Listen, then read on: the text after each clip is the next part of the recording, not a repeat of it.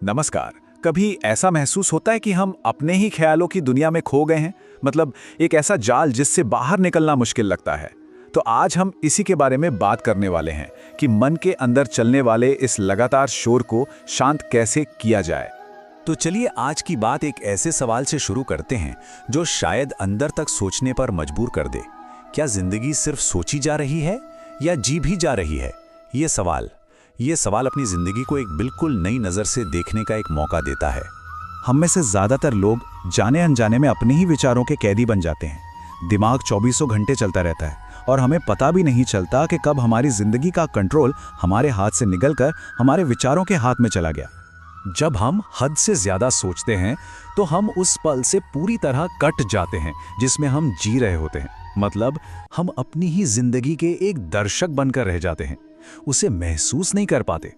शरीर तो यहां होता है पर मन कहीं और ही भटक रहा होता है।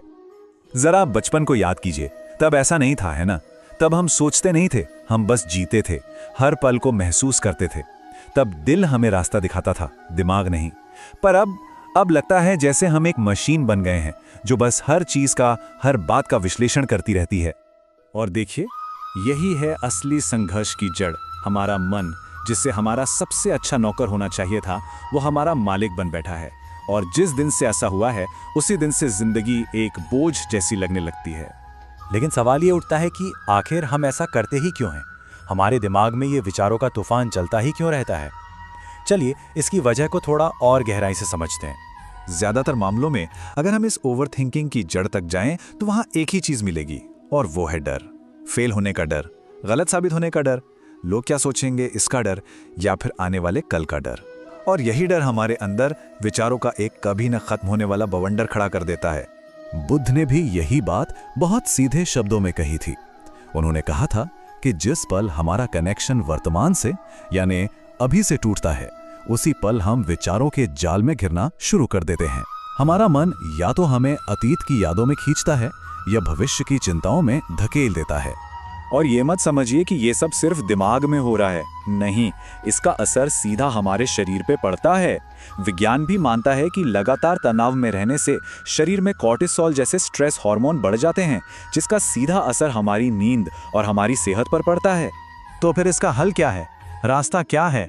एक बहुत पुराना ज्ञान हमें रास्ता दिखाता है। अपने विचारों में हिस्सा लेने वाले की बजाय उनका एक दर्शक बनना। चलिए समझते हैं कि ये काम कैसे करता है। इसे ऐसे समझिए, मान लीजिए कि हमारा मन अपनी असली अवस्था में एक शांत, साफ झील की तरह है, लेकिन हमारे विचार वो उन कंकड़ों की तरह हैं जो कोई लगातार उस झील में फेंके जा रहा है, जिससे उसकी सतह पर हर वक्त लहरें उठती रहती हैं और हमें कुछ भी साफ नहीं दिखता। तो यहाँ एक बहुत जरूरी बात समझनी है। हमारा लक्ष्य विचारों से लड़ना या उन्हें जबरदस्ती रोकना नहीं है, क्योंकि वो लगभग नामुमकिन है। हमें बस उनमें बह जाने से, उनमें पूरी तरह खो जाने से खुद को बचाना सीखना है। इसका मतलब है साक्षी या गवाह बनना। कल्पना कीजिए कि आपके विचार एक नदी की तरह बह रहे हैं। आपको उस नदी में कूदकर बहना नहीं है, बल्कि नदी के किनारे पर शांति से खड़े होकर बस उसे बहते हुए देखना है, बिना किसी जजमेंट के, बिना किसी लगाव के। सुनने में तो ये सब बहुत अच्छा लगता है ना? लेकिन सवाल ये है कि इसे अपनी असल जिंदगी में कैसे उतारा जाए।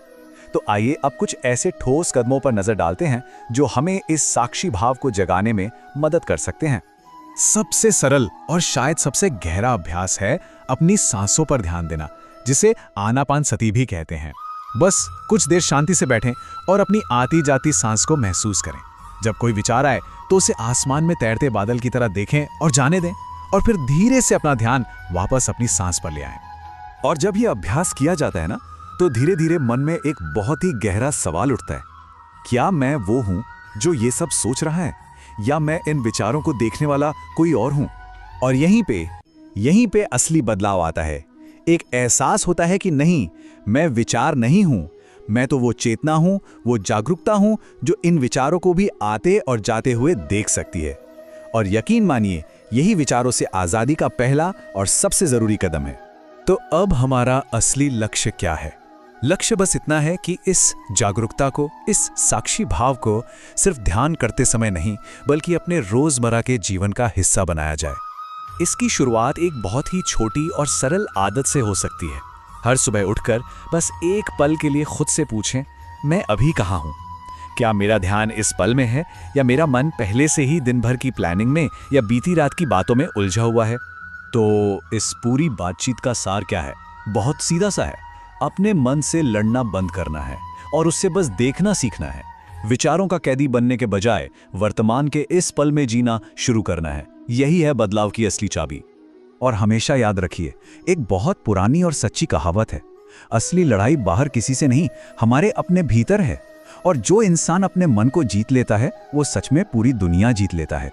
तो जाते जाते ये सवाल आपके लिए है या कहूं कि हम सबके लिए है, क्या हम अपने विचारों से लगातार लड़ने के बजाय रुक कर उन्हें बस देखना शुरू करने के लिए तैयार हैं?